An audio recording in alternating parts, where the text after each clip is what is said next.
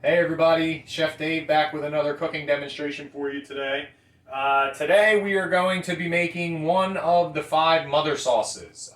Most of you probably know this as brown gravy or beef gravy. It's actually the French term, the cooking term, technical term, is called Espagnole. Not Espanol like the language, like in Espanol, but it sounds similar. But that's basically just a fancy name for brown sauce or brown gravy or beef gravy. You would use this for things like roast beef or mashed potatoes or maybe even meatloaf if you like brown gravy on your meatloaf. Even some people like brown gravy on their French fries. So this is a base recipe for a brown gravy or a brown sauce. And then from this basic sauce, you can make many other sauces and many other variations. It only takes a few simple ingredients to do. This is what you will need. You're going to need a pot or a pan of some sort with a metal bottom. You wouldn't want to use Teflon for this because you're also going to need a whisk. And most whisks are made of metal, so you wouldn't want to use a metal whisk in a Teflon pot. So we have a metal pot and a metal whisk. If you have a coated whisk that's coated with like that plastic coating or rubber coating, then you could use a Teflon pot. But otherwise, you would want to use a metal pan, metal whisk. You'll also need 2 tablespoons of butter, which we're going to be melting down in just a moment. 2 tablespoons of all-purpose flour. That's going to make our roux. You need 2.5 cups of beef stock or beef broth. You could also use bouillon cubes if you didn't have the actual broth in a can or in a box. You could use bouillon cubes, but just make sure that you're mixing them with 2.5 cups of water because you will need 2.5 cups of beef broth. Worcestershire sauce, we're just going to put a dash in there of that for taste. I can't really give you an exact measurement on that. It's just going to be a couple shakes. Salt and pepper is also to taste, but if I had to say an approximate amount, I would probably say around 1.5 teaspoons of each. A teaspoon and a half of salt and 1.5 teaspoons of pepper. And then over here we have garlic powder, granulated onion or minced onion, and then dry thyme. It's probably about 1/2 teaspoon of dry thyme and about 1 teaspoon of garlic and 1 teaspoon of onion. All right, we'll go ahead and get started. Your first step is to take your pot, put it on the stove, and you want to put this on a medium flame. All we're doing here is melting this butter, and then we're going to add our flour to make our roux. A roux is one of the many thickening agents that you can use to thicken many sauces, many gravies, and even soups. So this is kind of like a small lesson within a lesson on how to make a roux. So the way we're going to make our roux is, again, we're just going to melt down our butter on a medium to high flame. You don't want it to be too hot because you don't want to burn your butter. Once that melts, we're going to be adding in our flour. And then we're just going to have to cook that for about 30 seconds to a minute. And that's going to make our roux. Okay, now our butter is melted. I'm going to bring you in close here so that you can see what's going on. We're going to add our flour. This is about 2 tablespoons. Anytime you're making a roux, you basically want to have equal parts flour and butter. So we had about 2 tablespoons of flour. So you would want 2 tablespoons of melted butter. And you always want to make sure that you melt your butter first. A good rule of thumb for a roux is you want the texture of the roux to be a little bit thicker than the consistency that you want your sauce. So with the amount of liquid I have here, this should be just about right as far as getting me the right consistency for my gravy.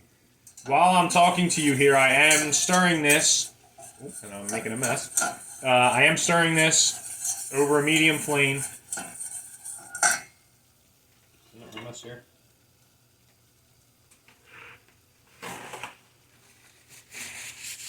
All right, now at this point, we're ready to add our stock. You always want to make sure that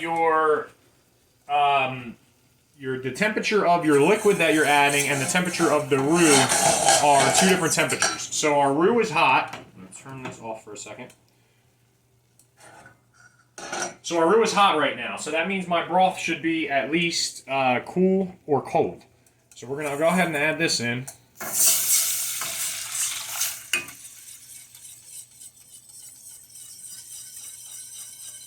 And you want to immediately start stirring. And now we're going to put it back on the flame.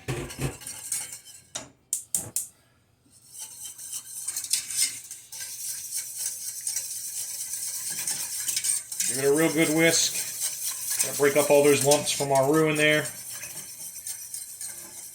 Now the reason why I wanted to have my broth at a different temperature than my roux is because if they're both at the same temperature, it will create lumps. And you don't want that. You want to have a nice, velvety, smooth finish on your sauce or your gravy or whatever it is that you're making.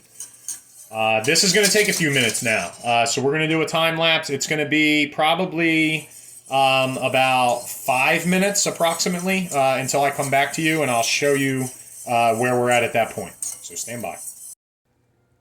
Okay, so it's been about 5 minutes. Now I do want to mention that the whole time this has been simmering, I have been stirring it like this. Anytime you're working with a roux or any kind of thickening agent on a sauce or a gravy, you always want to be pretty much constantly stirring it. It's going to prevent your gravy from sticking. Okay, and it's also going to give you a nice smooth finish. Now the purpose of cooking this for the 5 minutes or so is to cook out the starchy taste of the flour. You don't want your gravy or sauce to taste like flour or cornstarch if you were using cornstarch. So you have to simmer it for a little while to get that taste out, but it gives you that thicker finish. So this is now went from being a broth to now being a sauce or a gravy. And the rule of thumb is that it should coat the back of a spoon if it has been done correctly. So the main thing I want to do before we flavor this is to make sure we're at the right consistency. Alright, and you can see that it is just coating the back of the spoon. Now we're not making a stew or a soup here, so you do want it to, as I said, just coat the back of a spoon. You can kind of see how it's glistening there in the light from the gravy coating the back. Alright, so we're good as far as consistency. Now we are going to go ahead and season. We've got our salt and pepper. This was about 2 to 3 teaspoons or 1 tablespoon of salt and pepper mixed together. When I season things, I usually just season it as a mix. So I'm just going to start with a few pinches of this, and then we can always add more if we need it. For this recipe, I would say you would want to do this to taste. So what that means is season it a little bit, get a clean spoon, give it a taste. If you feel like it needs more seasoning, you can always add more. Just make sure you're using a clean spoon in between each taste, especially if you're serving this to somebody else. So we've got our salt and pepper here. I'm going to go ahead and season with that. Okay. This is our garlic powder again, as well as granulated onion and dry thyme. Put that in there. It's going to give us some pretty intense flavor. Give that a stir.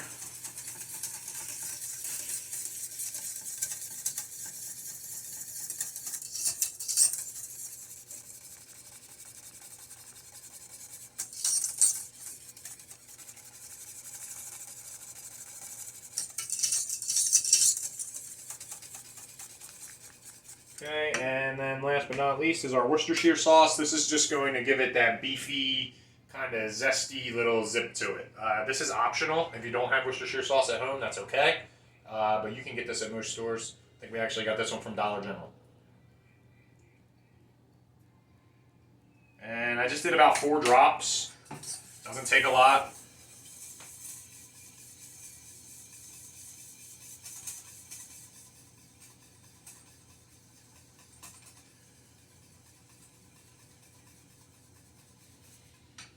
Taste, make sure we're at the flavor profile that we want. We know that our consistency is good. Also keep in mind, a common mistake that a lot of people make is they'll make their gravy or their sauce like way too thick. So then if you have any leftover, you're left with basically like a jello of gravy. So to avoid that, your gravy or your sauce is always going to be the thinnest when you actually have it on the stove and it's simmering, because it's at its hottest temperature. As it cools down, it is going to thicken a little bit. And when it gets cold, it's going to thicken a lot. So just keep that in mind when you're going for your consistency here. So I'm going to give this a taste. Again, coats the back of the spoon, that's what we want. And I think it tastes good. For this method that we just did, again, we made what is called an espagnole in terms of the mother sauce. There is another mother sauce called a veloute. The difference basically between a veloute and espagnole is that a veloute is made with any other type of meat or protein other than beef. Beef is what makes an espagnole an espagnole. But what I'm trying to explain to you is the process of making this gravy or sauce would be the same if you were doing a chicken veloute or chicken gravy, a turkey veloute or turkey gravy, pork, vegetable. The list goes on and on. Even a fish veloute or gravy, the seafood would be done the same way. It's basically just the process of using a roux to thicken a broth, and that is what creates a sauce. How you flavor it from there is your option as far as your taste and what your preference is. I think that's basically it. If you have any questions, feel free to shoot me an email or reach out to me on Microsoft Teams. I thank you for watching, and we'll see you next time.